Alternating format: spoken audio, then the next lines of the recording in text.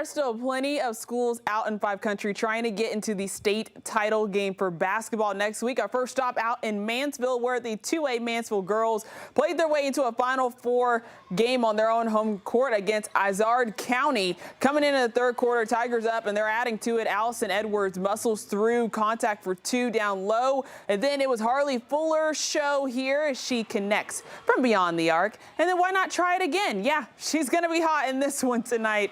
She was putting on a 3-ball clinic. Mansville opened up with a 24-point lead in the fourth. Cougars would fight back late, but senior Kinsley Ward says, no way, you're not getting us eliminated in the Final Four again. She gets back, puts up the bucket before it's Edwards again, this time with the +1, and she's all kinds of fired up, as she should be, as they're heading to the state title game for the first time since 1986 with this 61-52 win.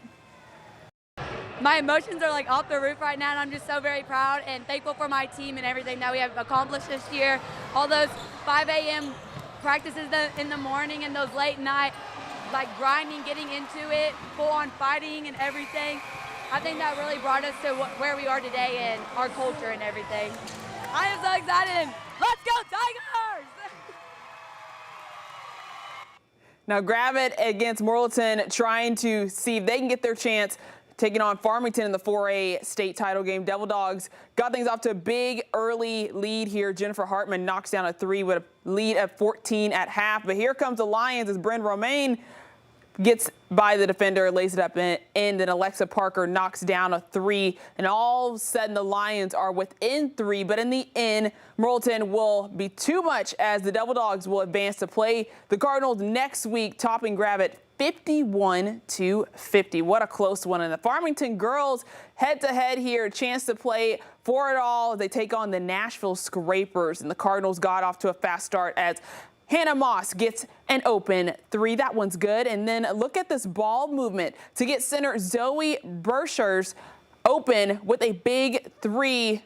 Nails that one, and Nashville trying their best to stay in this one, as Caroline Dean able to knock down that 3. But the Cards defense to offense, too much for the Scrapers, as Marin Adams jumps the pass and will take it the distance. And Farmington moving on, looking to defend their state championship next week as they head there. Head coach Brad Johnson is pumped for his team to be back in the state title game.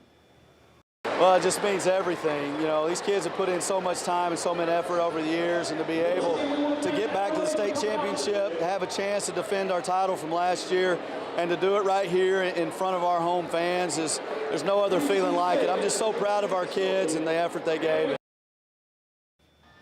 Now for some more semifinal games happening over in Elkins. Bergman taking on Mayflower Lady Panthers up in the third. Kiki Williamson from the arc at the buzzard makes it a 2-point game heading into the fourth quarter, as Miranda Leslie opens up the fourth, floating it up and in to tie this one up. Then Ruby Trammell answers with one from the outside as Bergman back on top. Williamson says, you know what?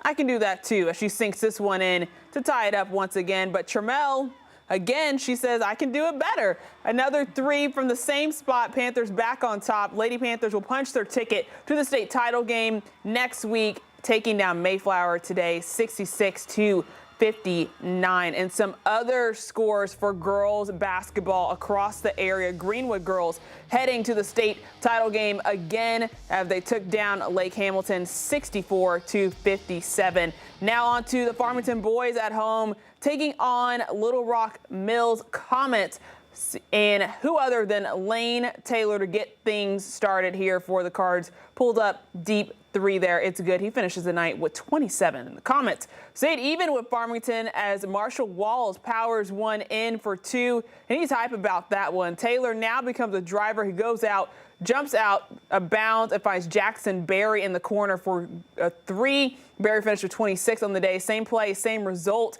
Time for Berry for 2. Farmington pulled away and will advance to the state title game, taking this one 70-53.